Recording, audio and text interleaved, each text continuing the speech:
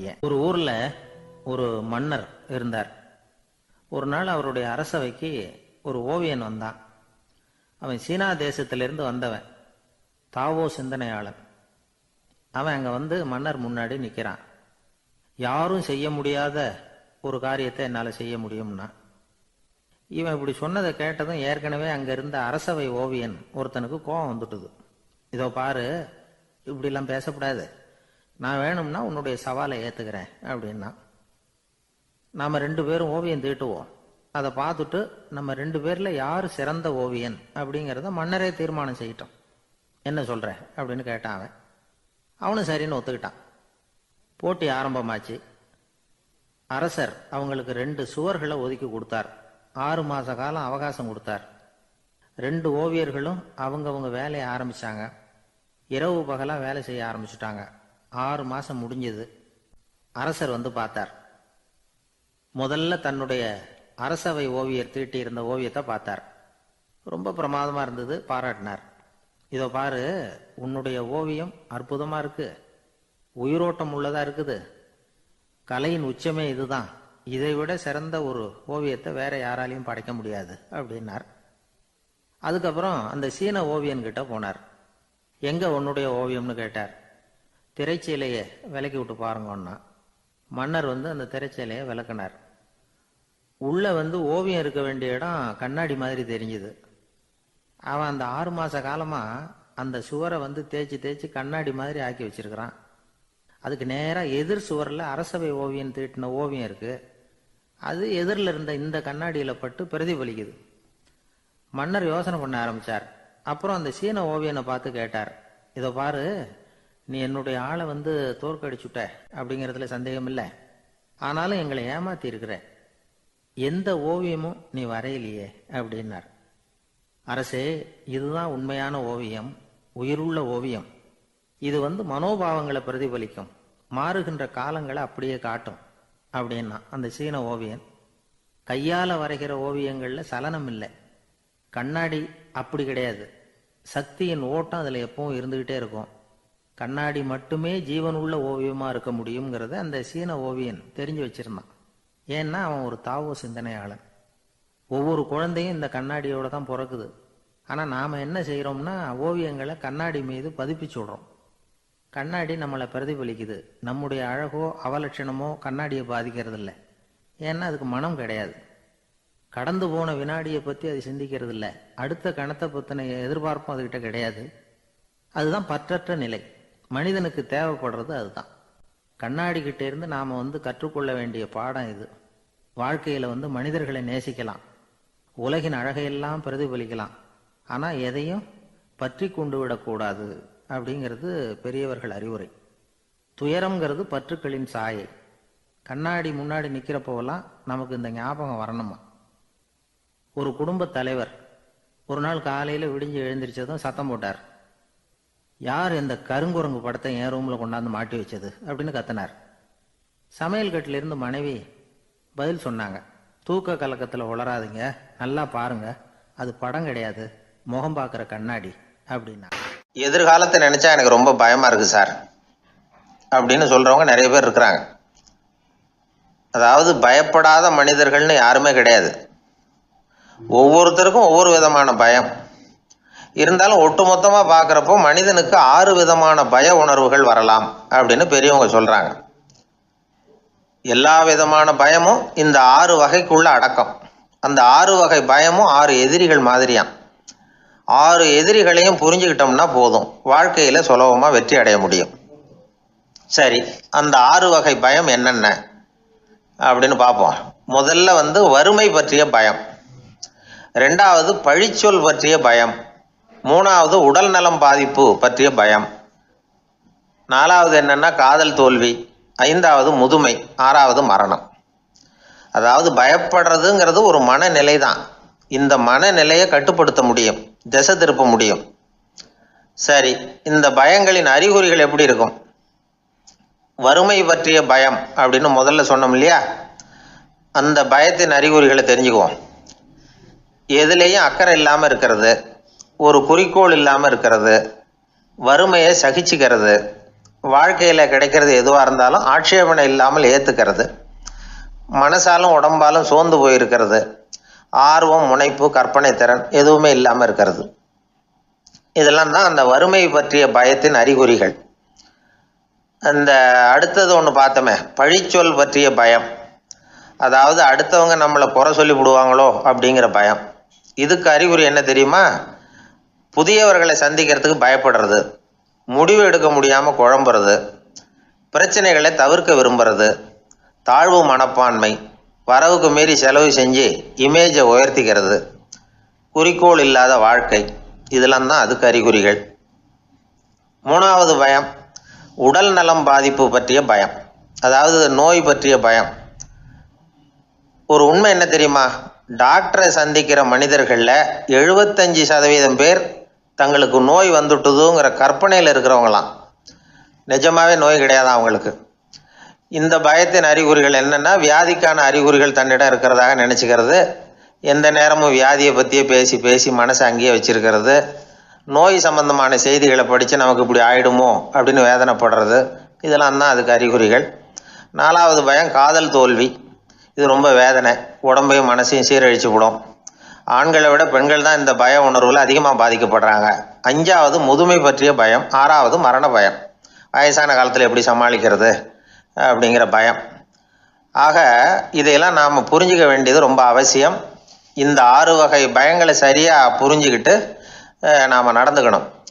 வாழ்க்கையின் முன்னேற்றத்துக்கு இந்த பயங்கள் முட்டுக்கட்டே ஆகிடக்கூடாது. உழைச்சி பணம் சேர்க்கணும், உற்சாகமாக மனசை வச்சுக்கணும். மனசை கட்டுப்படுத்துகிற மார்க்கம் தெரிஞ்சுக்கிட்டா போதும், எல்லாம் சரியாக வந்துடும். நம்ம ஆள் ஒருத்தன் சொன்னான், சார் எனக்கு வறுமை பற்றிய பயம்தான் இருந்தது, ஒரே ராத்திரியில் 30,000 ரூபா தயார் பண்ணிவிட்டேன், இப்போ எனக்கு இன்னொரு பயம் வந்துட்டுதுன்னா. என்ன பயம்னு கேட்டாங்க. போலீஸு கண்டுபிடிச்சிருமோங்கிற பயம்னா. இது இந்த பயத்தில் அடங்காது. அதனால் அஞ்சி அஞ்சி சாவார், அஞ்சாத பொருள் இல்லை அப்படின்னு பாரதி சொன்னார் இல்லையா? அது மாதிரி பயத்தை புரிந்து கொண்டு அதற்கு தகுந்த மாதிரி நம்முடைய வாழ்க்கையை அமைத்து கொள்ள வேண்டும். அப்படி அமைத்து கொள்ளுகிறவர்களுக்கு வெற்றி நிச்சயம். ஒரு ஊரில் ஒருத்தர் இருந்தான். ஏதோ ஒரு சின்ன அலுவலகத்தில் வேலை பார்த்துக்கிட்டு இருந்தான். ரொம்ப ஏழை. வர்ற கொஞ்சம் வருமானத்தை வச்சு வாழ்க்கையை ஓட்டிக்கிட்டு இருந்தான். ஒரு நாள் தெரு வழியாக அவன் நடந்து வந்துக்கிட்டு இருக்கிறான். தெருவில் ஒரு காசு கிடந்தது. அதை பார்த்துட்டான். அது குனிஞ்சு எடுத்தான். அது ஒரு பழங்கால காசு. அந்த காசு நடுவில் ஒரு துளை இருந்தது, அதாவது துளையிட்ட நாணயம். பழங்காலத்தில் புழக்கத்தில் இருந்த ஒரு நாணயம் அது. துளையிட்ட நாணயம் கிடைச்சதுன்னா ரொம்ப நல்லது, அது அதிர்ஷ்டம் அப்படின்னு ஒரு நம்பிக்கை உண்டு. இவன் கையில் அது கிடைச்சதும் ரொம்ப சந்தோஷப்பட்டான். இனிமேல் என்னுடைய கஷ்டம்லாம் தீரப்போகுது, அதிர்ஷ்டம் என்னை தேடி வரும், நான் பணக்காரன் ஆகிடுவேன் அப்படின்னு சொல்லிட்டு அந்த காசை தன்னுடைய கோட்டு பையில் பத்திரமா போட்டு வச்சுக்கிட்டான். அடிக்கடி அதை தொட்டு பார்த்துக்கிறது உண்டு, வெளியில் எடுக்க மாட்டான். இப்படியே கொஞ்ச காலம் ஆச்சு. அதுக்கப்புறம் என்னாச்சு தெரியுமா? நிஜமாகவே அதிர்ஷ்டம் அவனை தேடி வர ஆரம்பிச்சுட்டுது. செல்வம் வந்து குவிஞ்சுது. பணம், பதவி, புகழ் எல்லாம் வந்து சேர்ந்தது. சமூகத்தில் அவன் ஒரு பெரிய மனுஷன் ஆயிட்டான். எல்லாரும் அவனை பாராட்டினாங்க. அவன் எதை தொட்டாலும் வெற்றி, எல்லாம் அந்த காசோட மகிமை அப்படின்னு அவன் மனசுக்குள்ளே நினச்சிக்கிட்டான். தினமும் காலையில் அந்த கோட்டை போட்டுக்கிட்டு தான் வெளியில் கிளம்புவான். புறப்படுறதுக்கு முன்னாடி கோட்டு பாக்கெட்டை தொட்டு பார்த்துக்குவான், உள்ளே காசு இருக்கா அப்படிங்கிறத உறுதிப்படுத்திக்குவான். அதுக்கப்புறம் தான் வெளியில் கிளம்புவான். இப்படியே பல வருஷம் ஓடி போச்சு. ஒரு நாள் அவனுக்கு அந்த ஆசை வந்துட்டுது, அதாவது அந்த துளையிட்ட நாணயத்தை எடுத்து கண்ணால் பார்க்கணும் அப்படின்னு. காலையில் சாப்பிட்டுக்கிட்டு இருந்தான். அப்போ தன்னுடைய மனைவிகிட்ட சொன்னான், ரொம்ப நாளைக்கு அப்புறம் என்னுடைய அந்த நாணயத்தை இன்னைக்கு வெளியில் எடுத்து பார்க்க போகிறேன்னா. என்னத்துக்கு அது, இப்போ அதை பார்க்க வேணாமே அப்படின்னு மெதுவாக இழுத்தாங்க அந்த அம்மா. இல்லை நான் பார்த்தே தீரணும் அப்படின்னு அவன் தன்னுடைய சட்டை பைக்குள்ளே கையை விட்டான். உள்ளே இருந்த நாணயத்தை வெளியில் எடுத்தான். பார்த்தா அவனுக்கு ஆச்சரியமாக போச்சு. அந்த நாணயத்தில் துளையே இல்லை. என்ன ஆச்சு அப்படின்னு சொல்லி அவன் ரொம்ப குழம்பி போயிட்டான். இப்போ அந்த அம்மா சொன்னாங்க, நான் தான் ஒரு நாள் உங்கள் கோட்டு ரொம்பவும் தூசியாக இருக்கேன்னு சொல்லி அதை ஜன்னலுக்கு வெளியில் உதறினேன். உள்ளே இருந்த அந்த காசு அப்போ எனக்கு தெரியாது, ஞாபகத்தில் இல்லை. அது தெருவில் விழுந்துட்டது போல இருக்கு. அதுக்கப்புறம் எவ்வளவோ தேடி பார்த்தேன், கிடைக்கல. அதுக்குள்ளே அதை யாரோ எடுத்துகிட்டு போயிட்டாங்க போல இருக்கு. அது இல்லைங்கிறது உங்களுக்கு தெரிஞ்சால் வருத்தமாக இருக்குமேங்கிறதுக்காக நான் தான் வேற ஒரு நாணயத்தை எடுத்து சட்டை பைக்குள்ளே வச்சுட்டேன் அப்படின்னு விவரத்தை சொன்னாங்க அந்த அம்மா. இது எப்போ நடந்ததுன்னு கேட்டான். உங்களுக்கு அந்த காசு கிடைச்சதே அன்னைக்கு மறுநாளே இது நடந்து போச்சு அப்படின்னாங்களாம். இதை கொஞ்சம் யோசனை பண்ணி பாருங்க. அவனுக்கு அதிர்ஷ்டத்தை கொடுத்தது அந்த நாணயம் இல்லை, அவனுடைய நம்பிக்கை, அதாவது தன்னம்பிக்கை. அதுதான் வேலை செஞ்சிருக்கு. இதிலிருந்து நாம் தெரிஞ்சுக்க வேண்டியது என்னன்னா, வாழ்க்கையில் முன்னேற நினைக்கிறவங்களுக்கு தன்னம்பிக்கை ரொம்ப முக்கியம். அது இல்லைன்னா முன்னேற முடியாது. ஒருத்தன் சொன்னானா, நான் எப்போவுமே என்ன தான் சார் நம்புவேன், மற்றவங்கள நம்ப மாட்டேன். நேற்றுக்கு பாருங்க, திடீர்னு 10 பேர் என்னை அடிக்க வந்துட்டாங்க, நான் ஒருத்தனாவே அதை சமாளித்தேன் அப்படின்றான் ரொம்ப பெருமையா. அது எப்படின்னு கேட்டாங்களாம். ஒரே ஓட்டமாக அங்கேருந்து ஓடி வந்துட்டேன் அப்படின்னா. எனக்கு ஒரு நண்பர், அவர் ஒரு வழக்கறிஞர். ஒரு நாள் அவர்கிட்ட பேசிகிட்டு இருந்தேன். அப்போ கேட்டேன், ஏன் சார் நீங்கள்லாம் கோர்ட்டில் வாதாடுறப்போ கருப்பு நிற அங்கி அணியிறீங்களே, அதுக்கு என்ன காரணம்? சட்டத்துக்கும் கருப்பு கலருக்கும் என்ன சம்பந்தம் அப்படின்னு கேட்டேன். அது ஒரு சுவாரஸ்யமான கதைன்னார் அவர். சொல்லுங்களேன் அப்படின்னு அவர் சொன்னார்.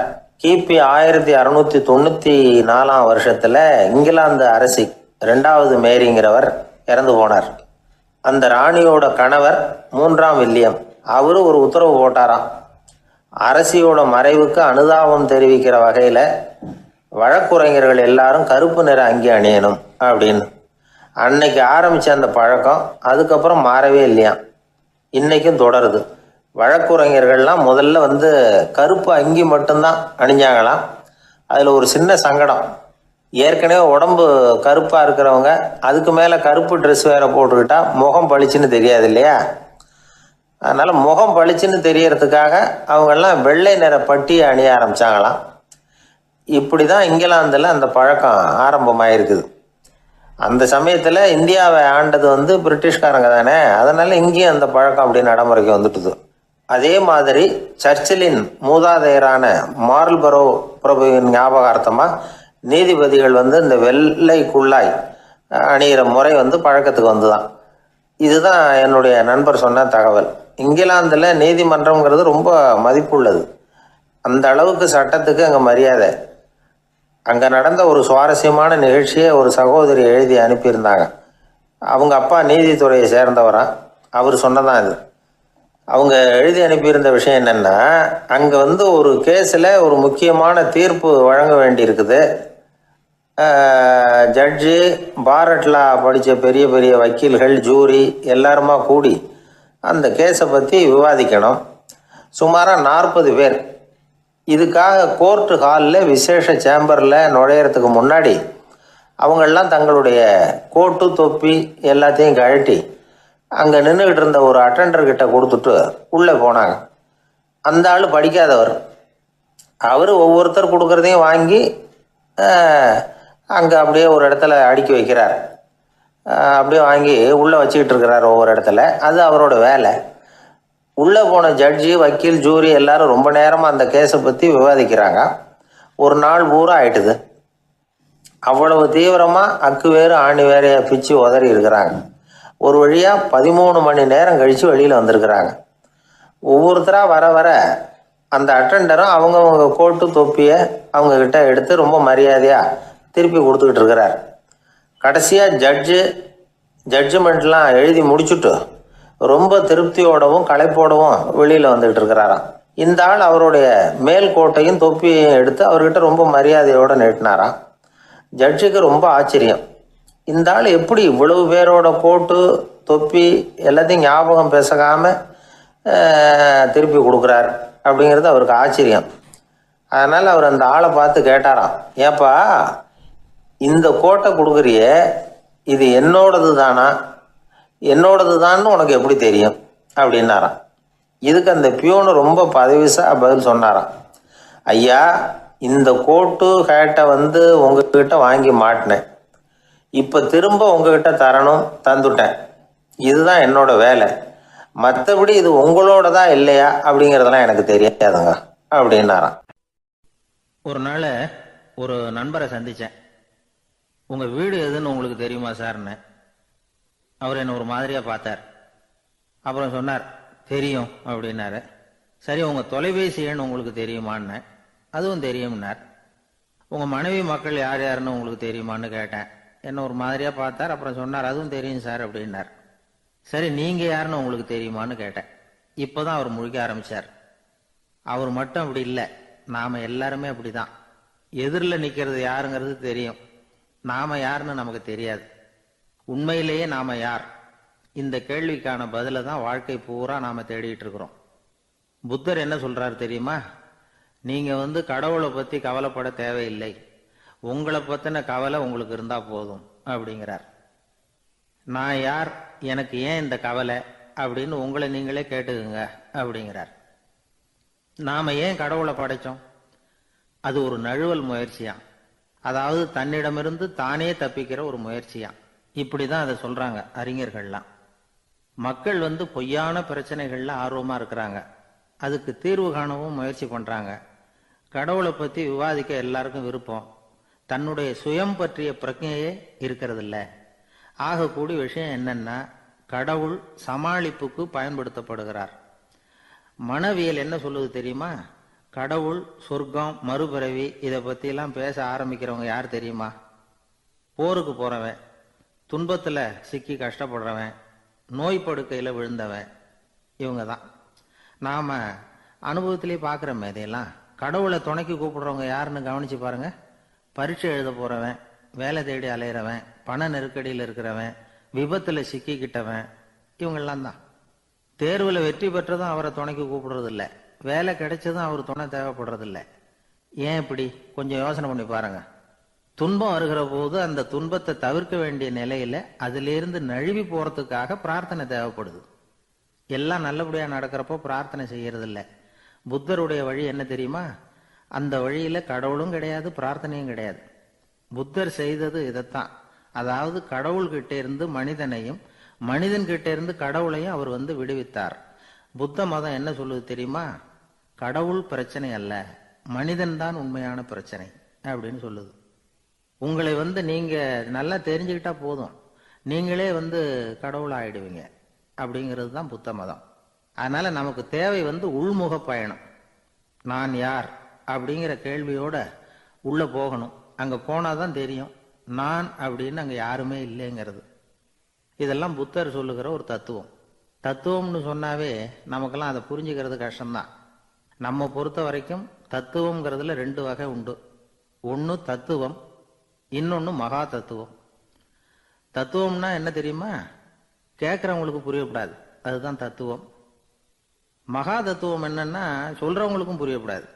அந்த வகையில பார்த்தா இன்று ஒரு தகவலும் ஒரு மகா தத்துவம். ஒரு பள்ளிக்கூடம் வகுப்பு நடந்துகிட்டு இருக்கு. ஆசிரியர் பாடம் நடத்திக்கிட்டு இருக்கிறார். நடத்தி முடிச்ச உடனே கேட்டார், மாணவர்களே, இதுவரைக்கும் நான் நடத்தின பாடத்துல உங்களுக்கு ஏதாவது சந்தேகம் இருக்கா அப்படின்னு கேட்டார். அப்புறம் ஒவ்வொருத்தரா கேட்டார். ஒரு மாணவன் எழுந்திருச்சான். சார், எனக்கு சந்தேகம் எதுவுமே இல்லைன்னா. ஏன்னு கேட்டார். ஏன்னா எனக்கு நீங்க நடத்தின பாடம் தெளிவா புரிஞ்சுட்டுது, அதனால சந்தேகம் வரலன்னா. இன்னொரு மாணவன் எழுந்திருச்சான். சார், எனக்கும் சந்தேகம் எதுவும் இல்லைன்னா. ஏண்டான்னு கேட்டார். ஏன்னா எனக்கு நீங்க நடத்தின பாடம் எதுவுமே புரியல, அதனால சந்தேகம் வரல அப்படின்னா. இந்த இடத்துல நாம கொஞ்சம் சிந்திச்சு பார்க்கணும். இந்த உலகத்துல எல்லாம் புரிஞ்ச ஒருத்தனுக்கும் சந்தேகம் வராது, எதுவுமே புரியாத ஒருத்தனுக்கும் சந்தேகம் வராது. அறகுறையா புரிஞ்சுக்கிட்டவன் இருக்கான் பாருங்க, அவனுக்கு தான் அடிக்கடி சந்தேகம் வரும். ஆக மாணவர்களை இந்த 3 வகையா பிரிக்கலாம். அதே மாதிரி தான் மனிதர்களையும் 3 வகையா பிரிக்கிறாங்க ஆன்மீகவாதிகள். ஒரு ஆன்மீக பெரியவர் என்ன சொல்றாரு தெரியுமா? இந்த உலகத்துல 3 வகையான மனிதர்கள் இருக்கிறாங்களாம். முதல் வகை எப்படி தெரியுமா? இவங்களுக்கு எதையும் தெரிஞ்சுக்கணுங்கிற அவசியமே கிடையாது, ஏன்னா அவங்களுக்கு எல்லாமும் தெரியும். இவங்க ஞானத்தின் முழு வடிவா இருக்கிற காரணத்தினால அவங்களுக்கு எந்த சந்தேகமும் இல்லை, எந்த கேள்விகளும் கிடையாது. இந்த நிலையில இருக்கிறவன் கிருஷ்ணன். எல்லாத்துக்கும் விட தெரிஞ்சுக்கிட்ட நிலையில அவன் விடையாக மாறிவிட்டான் அப்படின்னு சொல்லுவாங்க. 2வது நிலையில இருக்கிறவன் அர்ஜுனன். இவனுக்கு எப்போ பார்த்தாலும் கேள்விதான், சந்தேகம்தான். பதில் சொல்ல சொல்ல அவனுக்கு இருக்கிற சந்தேகமும் அதிகமாகிட்டே இருக்கும், குறையவே குறையாது. அர்ஜுனன் மாதிரி உள்ளவங்க எப்பவும் கேள்வி கேட்டுக்கிட்டே இருப்பாங்க. ஒரு கேள்விக்கு விட கிடைச்சுட்டுன்னு வைங்க, உடனே இன்னொரு கேள்வி அவங்க கிட்ட இருந்து வரும். கிருஷ்ணனுடைய நிலை எப்படின்னா அது கேள்விகளே அற்ற ஒரு நிலை. அர்ஜுனனுடைய நிலை எப்படின்னா அது கேள்விகளை தவிர வேறு எதுவும் அற்ற ஒரு நிலை. இவங்களை தவிர இன்னொரு ஆள் இருக்கிறான், அவனுக்கும் கேள்விகள் அற்ற ஒரு நிலை தான். அவன் யாருன்னா துரியோதனன். இவனுக்கு தெரிஞ்சுக்கணுங்கிற எண்ணமே சுத்தமாக கிடையாது. ஆவலே இல்லைங்கிறதுனால அதை புரிஞ்சுக்கணுங்கிற அவசியமும் இல்லை. அதனால அவனுக்கு கேள்விகள் அற்ற ஒரு நிலையில அவன் இருந்துகிட்டு இருக்கிறான். எல்லா பதிலும் தெரிந்து கொண்ட நிலையில கிருஷ்ணனும் கேள்விகள் அற்ற நிலையில இருக்கிறான். தெரிஞ்சுக்கணுங்கிற ஆவலே இல்லாத துரியோதனனும் கேள்விகள் அற்ற நிலையிலே இருக்கிறான். இப்படியும் இல்லாம அப்படியும் இல்லாம ரெண்டும் கெட்டான நிலையில இருக்கிறானே, அவன் தான் அர்ஜுனன். அதனால பெரியவங்கள்லாம் என்ன சொல்றாங்கன்னா, இந்த உலகத்துல அர்ஜுனன்களா இருக்கிறவங்க ஒன்று துரியோதனனா மாறிடணும், இல்லைன்னா கிருஷ்ணனா மாறிடணும். இதை தவிர வேற வாய்ப்பு இல்லை. துரியோதனன் மாதிரி உள்ளது விலங்கு நிலை, கிருஷ்ணன் மாதிரி உள்ளது தெய்வ நிலை. அர்ஜுனன் விலங்காவும் ஆக முடியல, தெய்வமாவும் ஆக முடியல. இப்படி ரெண்டும் கெட்டானா இருக்கிற வரைக்கும் இந்த கேள்விகளும் பிரச்சனைகளும் இருந்துகிட்டே தான் இருக்கும். இதுதான் பெரியவர்கள் சொல்லுகிற அனுபவ உண்மை. ஒரு ஆசிரியர் ரொம்பவும் விரிவா விளக்கமா பாடம் நடத்தின பிறகு, மாணவர்களே ஏதாவது சந்தேகம் இருந்தா கேளுங்கன்னாராம். ஒரு மாணவன் எழுந்திருச்சான். சார் எனக்கு ஒரு சந்தேகம்னா. என்னன்னு கேட்டார். இது வரைக்கும் என்ன பாடம் சார் நடத்துனீங்க அப்படின்னா அந்த பையன். இந்த உலகத்துல எத்தனை வகையான மனிதர்கள் இருக்கிறாங்க, ஒவ்வொரு மனிதனுமே ஒவ்வொரு வகை அப்படிங்கிறாங்க விஞ்ஞானிகள். மனிதர்களை 3 வகையா பிரிக்கலாம் அப்படின்னு சொல்றாங்க மெய்ஞானிகள். இவங்களை பற்றிலாம் ஏற்கனவே நாம் பேசியிருக்கிறோம். இப்போ டாக்டர் எட்வர்டு பேட்ச் அப்படிங்கிற நிபுணர் என்ன சொல்கிறார் தெரியுமா? மனிதர்களை 7 வகையாக பிரிக்கலாம்ங்கிறார்.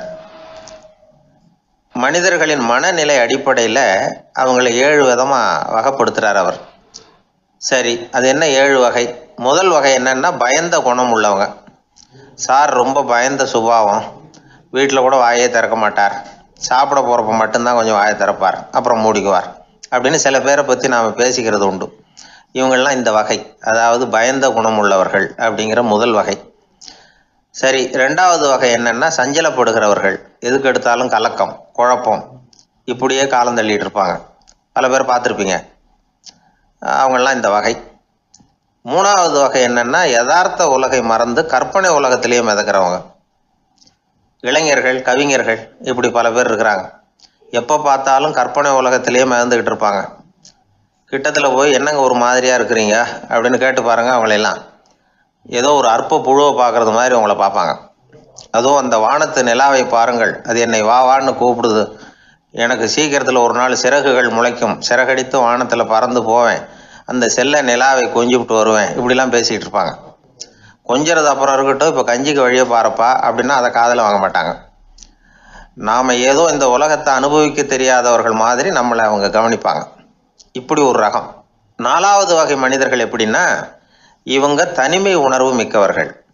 இவங்க மற்றவங்களோட இயல்பாக நெருங்கி பழகிறதில்ல, தான் உண்டு தன்னுடைய வேலை உண்டுன்னு இருந்துட்டு போகிறவங்க. அடுத்த வீட்டில் இருக்கிறவர் யார் அப்படின்னு கேட்டால் கூட அடுத்த வீடுன்னு ஒன்று இருக்கா அப்படிங்கிறது மாதிரி நம்ம முகத்தை பார்ப்பாங்க. அவங்ககிட்ட மேற்கொண்டு நாம் என்னத்தை பேச முடியும்? இப்படி ஒரு வகை. 5வது வகை மனிதர்கள் எப்படின்னா, இவங்க மற்றவங்க செல்வாக்குக்கு உட்பட மறுப்பவர்கள். அடுத்தவங்களோட செல்வாக்குக்கு இவங்க ஆட்படுறதில்ல. நான் யார் தெரியுமான்னு கேட்டால் அதை தெரிஞ்சுட்டு எனக்கு என்ன ஆக போகுதும்பாங்க. இவங்கெல்லாம் அந்த ரகம். 6வது வகை மனிதர்கள் எப்பவும் எதுலேயும் பற்றில்லாமல் இருக்கிறவங்க. இது ஒரு துறவு மனப்பான்மை. இயல்பாகவே சில பேர் இப்படி உண்டு, அவங்களுக்கு எதுலேயும் ஒரு ஈடுபாடு இருக்காது. அப்படிப்பட்டவங்கெல்லாம் 6வது வகை. 7வது வகை மனிதர்கள் மற்றவங்க கவலையை தன்னுடையதாக ஆக்கிக்கிட்டு கவலைப்படுறவங்க. இவங்கெல்லாம் மகாத்மாக்கள். தாம் வேறு அடுத்தவங்க வேறு அப்படிங்கிற எண்ணம் இவங்களுக்கு வர்றதில்லை. அதனால் அடுத்தவங்களுக்கு ஒரு துன்பம் வந்ததுன்னா இவங்களால சும்மா இருக்க முடியறதில்ல. ஆகக்கூடி இப்படி 7 விதமான மனிதர்களை அடையாளம் காட்டுறார் அந்த நிபுணர். இதில் நாம் எந்த வகையில் வர்றோம் அப்படிங்கிறத நாம் தான் அடையாளம் கண்டுபிடிக்கணும். எனக்கு தெரிஞ்ச ஒரு மனிதர் உண்டு. அவர் ஒரு வித்தியாசமான வகை. எதையும் நடைமுறை சாத்தியமாக சிந்திக்கிறவர். எப்பவும் அடுத்தவங்களும் நல்லா இருக்கணும், நாமும் நல்லா இருக்கணும் அப்படின்னு ஆசைப்படுறவர். அவருக்கு ஒரு சமயம் திடீர்னு உடம்பு சுகம் இல்லாமல் போயிட்டுது. டாக்டர்கிட்ட போனார், பணம் கொடுத்தார், வைத்தியம் பார்த்துக்கிட்டார். அவர் எழுதி கொடுத்த மருந்து சீட்டை வாங்கினார். ஒரு மருந்து கடைக்கு போனார், பணம் கொடுத்தார், மருந்து வாங்கினார். அதை எடுத்துகிட்டு வீட்டுக்கு வந்தார். அதுக்கப்புறம் அந்த மருந்து அவர் சாப்பிட்ணும்ல, சாப்பிடவே இல்லை, அப்படியே சும்மா வச்சுட்டார். அவரை பார்த்து கேட்டேன், ஏன் சார் இப்படி பண்ணுறீங்க, வீண் செலவு தானே இது, நீங்கள் ஏன் டாக்டர்கிட்ட போய் பணம் செலவு பண்ணுனீங்கன்னு கேட்டேன். அவர் சொன்னார், டாக்டர் வாழணும் இல்லையா, அதனால தான் அப்படின்னார். சரி, அப்புறம் ஏன் மருந்து வாங்கினீங்க அப்படின்னு கேட்டேன். மருந்து கடைக்காரர் வாழணும் இல்லையா, அதனால தான் அப்படின்னார். சரி, அப்புறம் ஏன் வாங்கின மருந்து சாப்பிடாம வச்சுட்டீங்க அப்படின்னதுக்கு, நான் வாழணும் இல்லையா, அதனால தான் அப்படின்னார். இவர் வாழ்க்கையை புரிஞ்சுக்கிட்டவர். இப்படி வாழ்க்கையை புரிந்து கொண்டு வாழ தெரிஞ்சுக்கணும். எந்த வகை மனிதர் நாம் அப்படிங்கிறத புரிஞ்சுக்கிட்டு வாழ்ந்தோம்னா வாழ்க்கையில வெற்றி நிச்சயம். ஒரு ஊர்ல ஒரு சித்தர் இருந்தார், சூஃபி சித்தர். அவர் ஞானம் பெற்ற ஒரு சித்தர். ஒரு நாள் அந்த நாட்டு மன்னன் அவரை பார்க்கறதுக்காக வந்தான். என்ன வேணும் உனக்குன்னு கேட்டார். நான் கடவுளை பார்க்கணும், அதுக்கு நீங்கள் தான் உதவி பண்ணணும் அப்படின்னா அவன். சித்தர் கொஞ்சம் யோசனை பண்ணார். சரி, போயிட்டு நாளைக்கு வாடினார். அதே மாதிரி மன்னன் போயிட்டு அடுத்த நாள் வந்தான். இங்கே நீ என்னோட ஒரு வாரம் தங்கியிருக்க வேண்டியிருக்கும்னார். சரின்னா ஒரு பிச்சை பாத்திரத்தை தூக்கி கையில் கொடுத்தார். அவனுக்கு ஒன்றும் புரியல, இருந்தாலும் வாங்கிட்டான். வாங்கிட்டு இதை என்ன செய்யணும் அப்படின்னு கேட்டான். இதை ஒன்றும் செய்ய வேணாம், இதை எடுத்துக்கிட்டு பக்கத்தில் உள்ள கிராமங்களுக்கு போ, வீடு வீடாக பிச்சை எடுத்துக்கிட்டு வா. அப்படி வந்த பிறகுதான் உனக்கு சாப்பாடும் ஓய்வும் கிடைக்கும். ஒரு வாரம் இப்படி செய், அதுக்கப்புறம் 8வது நாள் நாம் கடவுளை பற்றி யோசிக்கலாம் அப்படின்னார். இப்படி இவர் சொன்னதை கேட்டதும் அந்த அரசனுக்கு அதிர்ச்சி ஆயிட்டுது. ஒரு மாதிரி ஆயிட்டான். தன்னுடைய சொந்த நாட்டில் சொந்த குடிமக்கள் கிட்ட போய் பிச்சை எடுக்கிறதா அப்படின்னு யோசனை பண்ணி பார்த்தான். அதுக்கப்புறம் மெதுவா அவன் அந்த சித்தரை பார்த்தான். ஐயா, சொந்த நாட்டிலேயே பிச்சை எடுக்கிறதுன்னா எனக்கு ஒரு மாதிரியா இருக்கு, வெக்கமா இருக்கு. நான் வேணும்னா வெளி தேசத்தில் எங்கேயாவது போய் பிச்சை எடுக்கவா அப்படின்னு கேட்டான். இதுக்கு அந்த சித்தர் ஒரு சம்மதிக்கலை. இதை பாரு, உன்னால் பிச்சை எடுக்க முடியலன்னா பேசாமல் திரும்பி அரண்மனைக்கே போயிடு, அதுக்கப்புறம் கடவுளை பற்றியெல்லாம் பேசுறதுக்கு என்னை தேடிட்டு வரக்கூடாது அப்படின்னு விட்டார். மன்னன் தயங்கினான். இருந்தாலும் மனசை சரி பண்ணிட்டு சம்மதிச்சான். சரிங்க, ஒரு வாரம் இங்கே தங்குறேன், நீங்கள் சொல்கிறது மாதிரி பக்கத்து கிராமங்களுக்கு போகிறேன், வீடு வீடாக பிச்சை எடுக்கிறேன், வர்றேன் அப்படின்னா. ஒரு வாரம் தெரு தெருவா பிச்சை பாத்திரத்தோடு அலைஞ்சான். சொந்த ஊரில் சொந்த குடிமக்கள்கிட்ட பிச்சை எடுத்தான். 7 நாள் முடிஞ்சது. 8வது நாள் அந்த சித்தர் மன்னனை கூப்பிட்டார். இப்படி வாழ்னார், வந்தான். இனிமே நீ கடவுளை பற்றி என்கிட்ட கேட்கலாம்னார். இனிமே கேட்கறதுக்கு ஒன்றுமே இல்லை சுவாமின்னா இவன். ஒரு வார காலம் பிச்சை எடுத்த பிறகுதான் கடவுளை காண முடியும் அப்படின்னு நான் கனவு கூட காணவில்லைன்னா. அப்படின்னா நீ பிச்சை எடுத்த காலத்தில் அப்படி என்னதான் நடந்தது அப்படின்னு கேட்டார் அவரு. சுவாமி, ஒரு வார காலம் பிச்சை எடுத்ததுல என்னுடைய ஆணவம் அழிஞ்சுட்டுது, அது இப்போ இருக்கிற இடமே தெரியல, இப்போ அதை காணவே காணோம். பிச்சைக்காரனா இருந்தப்போ பெற்றதை மன்னனாக இருக்கும்போது பெற முடியாதுங்கிறத புரிஞ்சுக்கிட்டேன் அப்படின்னா மன்னன். அடக்கம் பிறந்தவுடன் தெய்வீக கதவுகள் திறந்து கொள்ளுகின்றன அப்படிங்கிறார் ஓஷோ. நம்மால் ஒருத்தன் ஆணவம் அழியணுங்கிறதுக்காக ஒரு திருவோட்டை எடுத்துக்கிட்டு தெரு தெருவா பிச்சை எடுக்க ஆரம்பிச்சான். என்ன, தெய்வீக கதவுகள் திறந்துதா அப்படின்னு கேட்டார் ஒருத்தர். தெய்வீக கதவு திறக்கிறதுக்கு முன்னாடியே எங்க வீட்டு கதவு சாத்திக்கிட்டுதுன்னா. என்னடா சொல்றேன்னார். இனிமே வீட்டுக்குள்ளேயே வர வேணாம், இதையே தொழிலா வச்சுக்கோ அப்படின்னு எங்க வீட்டுல சொல்லிவிட்டாங்க சார் அப்படி. ஒரு ஊர்ல ஒரு ஆள் இருந்தான். அவனுக்கும் அவன் மனைவிக்கும் சண்டை. இவன் கோவிச்சுக்கிட்டு வீட்டை விட்டு வெளியில வந்துட்டான். நேரா தன்னுடைய நண்பன் ஒருத்தனை தேடிட்டு போனான். அந்த நண்பன் எப்படின்னா, எதுக்கும் அசர மாட்டான், எப்பவும் மகிழ்ச்சியா இருப்பான். அவன்கிட்ட போய் இவன் யோசனை கேட்டான். அது சரி, நீ எப்படி எப்பவும் மகிழ்ச்சியா இருக்கிற, என்னால் அப்படி இருக்க முடியலையே அப்படின்னு கேட்டான். என்ன நடந்தது சொல்லுன்னா அவன். வீட்டில் எனக்கும் என் மனைவிக்கும் தகராறு, நிம்மதி இல்லை, அதுதான் இங்கே வந்தேன், உங்ககிட்ட யோசனை கேட்கலாமேன்னு அப்படின்னு விவரத்தை சொன்னான். அதை கேட்டுட்டு அதுக்கப்புறமா இவன் சொன்னான், இந்த பாருப்பா, இது ஒன்றும் பெரிய விஷயம் இல்லை, எனக்கு 2 மனைவிகள், 2 வீடு. ஒரு வீட்டில் சண்டை வந்துட்டுதுன்னா நேராக இன்னொரு வீட்டுக்கு வந்துடுவேன், இங்கே சண்டை வந்துட்டுதுன்னா நேராக அங்கே போயிடுவேன். 2 குடும்பம் இருக்கிறதுனால இப்படி ஒரு வசதி, இதுதான் என்னுடைய மகிழ்ச்சியின் ரகசியம் அப்படின்னு நானா. ஓ அப்படியா விஷயம், இப்போ புரிஞ்சுக்கிட்டேன், உன்னுடைய யோசனைக்கு ரொம்ப நன்றி அப்படின்னு சொல்லிவிட்டு அவன் திரும்பி வந்துட்டான். அங்கே எங்கே தேடினான். ஒரு வாரத்துக்குள்ளே இன்னொரு பொண்ணை தேடி கண்டுபிடிச்சி கல்யாணம் பண்ணிட்டான். இப்போ இவனுக்கும் 2 வீடு ஆயிட்டுது. அதுக்கப்புறம் என்னாச்சு தெரியுமா, இவன் 2வதா கல்யாணம் பண்ணிக்கிட்டு வந்தானே, இந்த செய்தி முதல் மனைவிக்கு தெரிஞ்சு போச்சு. போனான், அது கழுத்தை பிடிச்சி வெளில தள்ளி விட்டு கதவை சாத்தி விட்டுது. இனிமேல் இந்த பக்கம் வராத, எனக்கு தெரியாமல் எப்படி நீ இன்னொரு கல்யாணம் பண்ண அப்படின்னு சொல்லி அடித்து விரட்டி விட்டுது. இவன் அதனால் என்ன பரவாயில்லன்னு 2வது மனைவி வீட்டுக்கு போனான்.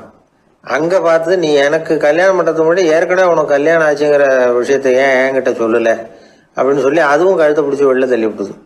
இவன் வீதிக்கு வந்துட்டான். இங்கேயும் போக முடியல, அங்கேயும் போக முடியல. என்ன இது, அவன் சொல்லி கொடுத்த யோசனை ஒன்றும் சரியாக வரலையே அப்படின்னு யோசனை பண்ணிக்கிட்டே நடந்தான். வழியில் ஒரு பாழடைஞ்ச மண்டபம். சரி, இன்னைக்கு ராத்திரி இங்கேயே படுத்துருவோம், வேற எங்கேயும் போய் படுத்து தூங்க முடியாது, அதான் 2 பேரும் விரட்டி விட்டாங்களே, என்ன பண்ணுறது அப்படின்னு சொல்லி அந்த மண்டபத்தில் போய் ஒரு தூணில் ஓரமாக சாஞ்சி உக்காந்தான். அப்போ எதுக்காப்புல இன்னொரு தூண் ஓரமாக யாரோ அசைகிறது மாதிரி தெரிஞ்சுது, லேசான இருட்டில். யாரப்பா அது அப்படின்னு கிட்ட போய் பார்க்குறான். அப்புறம் தான் தெரியுது, அவன் யார் தெரியுமா, இவனுக்கு யோசனை சொன்னான்ல 2 கல்யாணம் பண்ணிக்கணும்னு சொல்லி, அவன் அங்கே படுத்து கிடக்குறான். டேய் நீ எப்படிறான் இங்கே வந்த அப்படின்னா, 2 வீட்லேயும் சண்டை வந்துட்டுது, அதுதான் இங்கே வந்தேன், படுத்து தூங்கலாமேன்னு அப்படின்னா. 2 வீடு இருக்கிறது சௌரியம்னு என்கிட்ட சொன்னியப்பா அப்படின்னா இவன். நான் அப்படி சொன்னதுக்கு ஒரு காரணம் உண்டுன்னா அவன். என்னடா காரணம்னு கேட்டான். அது வேற ஒன்றும் இல்லை, தினமும் ராத்திரி இல்லை இந்த மண்டபத்தில் தனியாக படுக்கிறதுக்கு எனக்கு பயமாக இருந்தது, எனக்கு ஒரு துணை தேவைப்பட்டது, அதுக்காக தான் உங்ககிட்ட அப்படி ஒரு யோசனை சொன்னேன். இப்போ நீ வந்ததுனால எனக்கு துணை கிடச்சிட்டுது.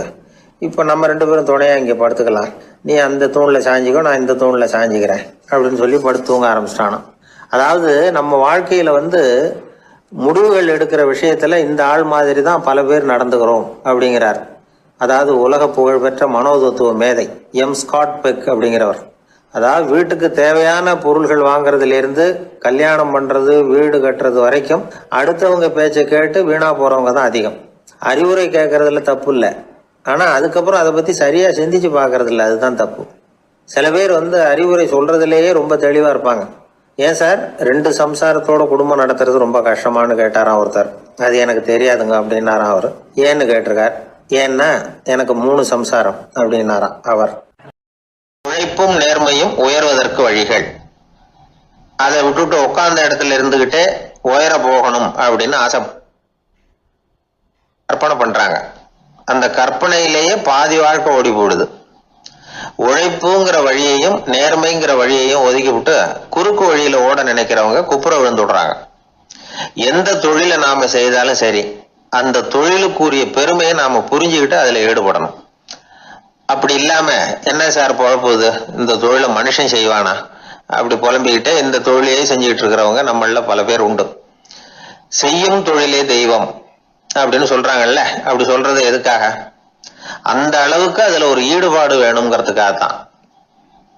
ஒரு பெரிய மலைப்பகுதி, அந்த மலை அடிவாரத்துல ஒரு சிற்பி உட்காந்து ஒரு சிலையை வடிச்சுக்கிட்டு இருக்கிறான்.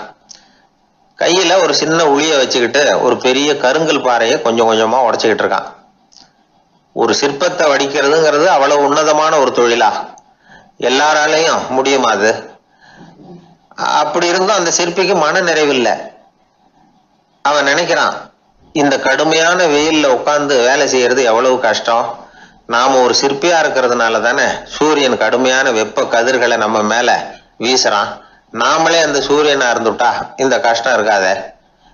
நம்மளை கஷ்டப்படுத்துறவன் நம்மளை விட வலிமை உள்ளவன், அதனால நாம அவனா மாறி விடுறதுதான் நல்லது அப்படின்னு அந்த சிற்பி யோசனை பண்ணான். அவன் எண்ணம் உடனே நிறைவேறிட்டுது. இயற்கைங்கிற மாபெரும் சக்தி அவனை ஒரு சூரியனா மாத்தி விட்டது. சிற்பி இப்போ ஒரு சூரியனா மாறினான்.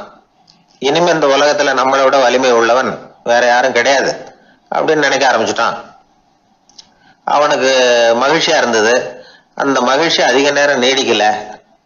ஏன்னா கொஞ்ச நேரத்துல ஆகாயத்துல கரிய மழை மேகங்கள் அப்படியே சூழ்ந்து வந்தது.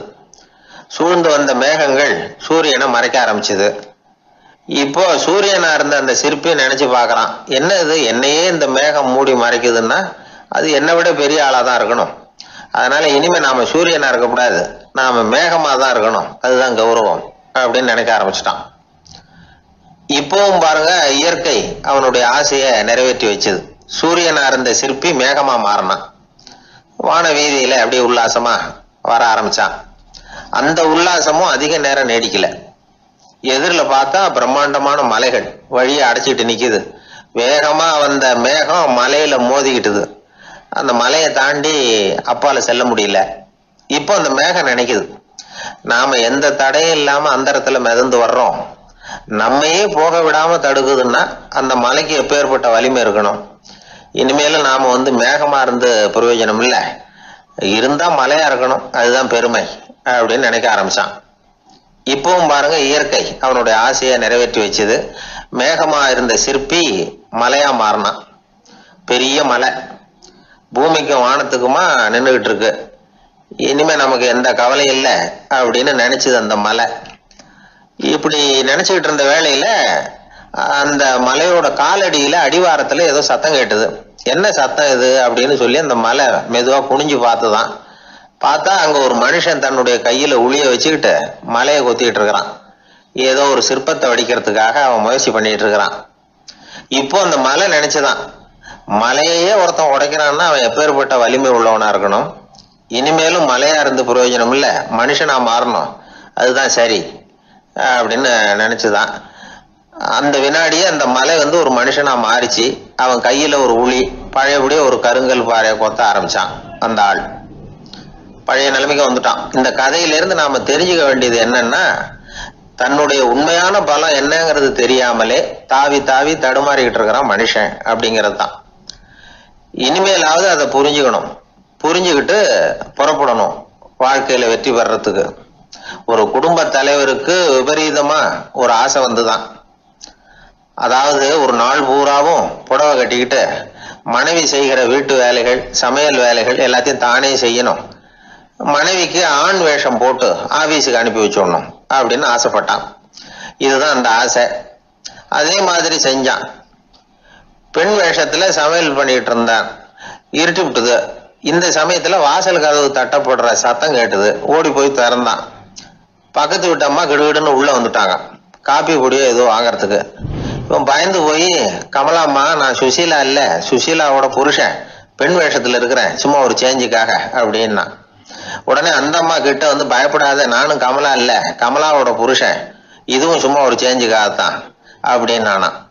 இப்படி வாழ்க்கைய விபரீதமா நினைச்சுக்கிட்டு வேற வேற கற்பனைகள்ல வீணாக்கிக்கிட்டு இருக்கிறவங்க தான் ரொம்ப அதிகம். நாம அதுவா மாறணும்னு நினைக்கிறது தப்பு, நாம இருக்கணும் அப்படின்னு நினைக்கிறது தான் உண்மை, அதுதான் சரி. அந்த சிற்பி என்னென்னோ கற்பனை பண்ணி கடைசியில மறுபடியும் சிற்பியாகவே வந்து சேர்ந்தான் பாருங்க. அதனால நம்முடைய உண்மையான பலம் என்ன அப்படிங்கறத தெரிஞ்சுக்கிட்டு நடந்துகிட்டோம்னா வாழ்க்கையில எப்பொழுதும் வெற்றி நிச்சயம். ஒரு ஊர்ல ஒரு ஆள் இருந்தான். அவனுக்கு வெளிநாட்டுக்கு போகணும்னு ஆசை. ஆனா அவனுக்கு எந்த மொழியும் தெரியாது. இருந்தாலும் சமாளிச்சுக்கலாம்னு முடிவு பண்ணிட்டு கிளம்பிட்டான். ஏதோ ஒரு தேசத்துக்கு போய் சேர்ந்தான். அங்க அவனுக்கு யாரையும் தெரியாது. அவங்க என்ன மொழியில பேசிக்கிறாங்க அப்படிங்கிறது கூட புரியல. என்ன பண்றதுன்னு யோசனை பண்ணிட்டு ஒரு இடத்துல நின்றுகிட்டு இருக்கிறான். எதிர ஒரு பெரிய கட்டடம், நிறைய பேர் உள்ள போயிட்டு இருக்கிறாங்க. இவனும் அவங்க பின்னாடியே உள்ள போனான். ஒரு பெரிய அறை, அலங்காரம்லாம் பண்ணி வச்சிருக்கிறாங்க. நிறைய பேர் சாப்பிட்றதுக்காக உட்காந்துருக்குறாங்க. இவனுக்கு நல்ல பசி, அதனால இவனும் உட்காந்தான். சாப்பாடு போட்டாங்க, சாப்பிட்டான். அன்பான உபசரிப்பு. இவன் மனசு உள்ள நினைச்சுக்கிட்டான், இது ஏதோ அரசருடைய அரண்மனை மாதிரி தெரியுது, இன்னைக்கு ஏதோ விருந்து நடக்குது, நல்ல வேளை நம்ம பசியும் தீர்ந்தது அப்படின்னு நினைச்சுக்கிட்டே நிமிர்ந்து பார்க்கறான். சாப்பாடு பரிமாறினவன் எதிரில் ரொம்ப பணிவோட முதுக வளைச்சி வணக்கம் தெரிவிச்சான். இவனும் எழுந்திருச்சு நின்று முதுக வளைச்சி வணக்கம் தெரிவிச்சான். ரொம்ப நன்றின்னா. அவன் ஒரு சீட்டை இவன் கையில கொடுத்தான். இவன் அதை வாங்கி பார்க்கறான். என்ன எழுதியிருக்குன்னு ஒன்றும் புரியல. சரி, இந்த நாட்டில் தங்களுடைய நன்றியை சீட்டில் எழுதி தான் கொடுப்பாங்க போல இருக்கு அப்படின்னு நினச்சிக்கிட்டு மறுபடியும் நன்றின்னா. ஆனால் அவன் காசை கொடுங்கன்னான். ஏன்னா அது ஒரு ஹோட்டல், இவன் சாப்பிட்டதுக்கான பில் அது. இவன் அதை புரிஞ்சிக்கவே இல்லை. நன்றின்னு அந்த சீட்டில் எழுதி கொடுக்குறாங்க போல இருக்கு அப்படின்னு நினச்சிக்கிட்டு அதை வாங்கி சட்டை பையில் பத்திரமா வச்சுக்கிட்டு, பரவாயில்லைங்க, ரொம்ப மகிழ்ச்சின்னா. ஒரு வெளிநாட்டுக்காரனுக்கு இவ்வளவு தூரம் மரியாதை பண்ணுறீங்களே, எங்கள் ஊருக்கு போனதும் உங்களை பற்றி நிறைய சொல்லுவேன் அப்படின்னா. இவன் என்ன சொல்கிறான்னு அவனுக்கு புரியல. இவனை பிடிச்சி அழைச்சிட்டு போய் முதலாளி முன்னாடி நிறுத்தினான். நாம் சொன்னதில் இவனுக்கு ரொம்ப பெருமையாக இருக்கணும் போல இருக்கு. அதுதான் பெரிய இடத்துக்கு அழைச்சிட்டு வந்திருக்கிறான் அப்படின்னு இவன் நினச்சிக்கிறான். அவரும் பில்லுக்கான பணத்தை கொடுங்கிறாரு. பரவாயில்லைங்க, ரொம்ப மகிழ்ச்சி, நன்றிங்கிறான் இவன். அவரு பார்த்தார், இவனை நீதிமன்றத்துக்கு அனுப்பி வச்சுட்டார். இவன் என்ன நினச்சிக்கிட்டான், நம்மளை இந்த ஊர் ராஜா முன்னாடியே அழைச்சிக்கிட்டு வந்து நிறுத்தி இருக்கிறாங்க போல இருக்கு, என்ன ஒரு பெருந்தன்மை அப்படின்னு நினச்சிக்கிறான். நீதிபதி சொன்னார், சாப்பிட்டதுக்கான பணத்தை கொடுத்துரு, இல்லைன்னா அதுக்கான தண்டனையை அனுபவிக்க வேண்டி இருக்கும்னார். ராஜாவே நமக்கு நன்றி சொல்கிறாரு போல இருக்கு அப்படின்னு நினச்சிக்கிறான் இவன். என் மகிழ்ச்சிக்கு எல்லையே இல்லைங்க அப்படின்னா. அவர் பார்த்தார், இவனுக்கு தண்டனை கொடுக்க வேண்டியது தான் அப்படின்னு முடிவு பண்ணார். உடனே தீர்ப்பு எழுதினார். இவனை கழுதையில் பின்புறமாக உட்கார வைங்க, இவன் ஒரு மோசடிக்காரன் அப்படின்னு ஒரு போர்டு எழுதி அவன் கழுத்தில் மாட்டுங்க, அப்புறம் அந்த கழுதையை ஊர் பூரா விரட்டுங்க அப்படின்னார். இவனுக்கு தான் மொழி புரியலையே, ஏதோ நடக்குது அப்படிங்கிறது மட்டும் புரியுது. எல்லாரும் சேர்ந்து இவனை ஒரு கழுதை மேலே உட்கார வச்சாங்க. ஓஹோ, நம்மளை பாராட்டி ஒரு ஊர்வலம் நடத்துகிறாங்க போல இருக்கு அப்படின்னு நினச்சிக்கிறான் இவன். எல்லாரும் சத்தம் போட்டுக்கிட்டே கையை தட்டிக்கிட்டு கழுதை பின்னாடி ஓடி வர்றாங்க. இவனுக்கு ரொம்ப உற்சாகமாக இருக்குது. எல்லாருக்கும் கை கூப்பி வணக்கம் சொல்லிக்கிட்டே போகிறான். கூட்டத்தில் திடீர்னு ஒரு தெரிஞ்ச முகம் தெரியுது. அவனுடைய தேசத்தை சேர்ந்த ஒரு ஆள் அவன். அவனை பார்த்ததும் இவனுக்கு ரொம்ப உற்சாகம். நம்ம ஊருக்கு போனதும் இங்கே நமக்கு கிடைச்ச மரியாதையெல்லாம் உண்மைதான்னு சொல்கிறதுக்கு ஒரு சாட்சியும் கிடைச்சுட்டுது அப்படின்னு நினச்சிக்கிறான். அவனை பார்த்து கத்தனான், நல்லா பார்த்துக்க, இந்த ஊர் மக்கள் எனக்கு எப்படிப்பட்ட வரவேற்பு கொடுக்குறாங்கங்கிறத நல்லா கவனிச்சுக்கோ அப்படிங்கிறான். அவனுக்கு அவமானமாக போட்டுது. தலையை குனிஞ்சுக்கிட்டே நழுவி போயிட்டான். இவன் பார்த்தான், அவன் தலை தெரியல. ஆகா, அவனுக்கு நம்ம மேலே பொறாமை போல இருக்கு, அதனால தான் காணாமல் போயிட்டான் அப்படின்னு நினச்சிக்கிறான். இப்படி ஒரு வேடிக்கை கதையை பெரியவங்க சொல்கிறது உண்டு. கதை வேடிக்கையாக இருந்தாலும் இதில் உள்ள கருத்து என்ன தெரியுமா? அந்த கழுதை மேலே உட்காந்துருக்கிறானே, அது மாதிரி தான் நாமளும் அகங்காரங்கிற கழுதை மேலே உட்காந்துக்கிட்டு இருக்கோமா. நாமளும் கிட்டத்தட்ட அதே மாதிரி பிரம்மையில் தான் இருக்கிறோமா. என்ன நடக்குதுங்கிறதே புரியறதில்ல. அகங்காரத்தில் பேசுகிறவனுக்கும் சித்த சுவாதீனம் இல்லாமல் பேசுகிறவனுக்கும் அதிக வித்தியாசம் இருக்கிறதில்ல. அது மாதிரி ஒருத்தன் தன்னுடைய வீட்டை சுற்றி சேற்ற வாரி அரைச்சிக்கிட்டு இருந்தானா. அந்த வழியாக வந்த ஒரு பெரியவர் அதை பார்த்துருக்கார். என்னப்பா பண்ணிகிட்டு இருக்கிற அப்படின்னு கேட்டாராம். கழுதைகளை விரட்டிக்கிட்டு இருக்கிறேன் அப்படின்னானா. இங்கே கழுதைகளே காணுமே அப்படின்னாரான் அவர். அதுதான் ஏற்கனவே விரட்டி விட்டனே அப்படின்னானா இவன்.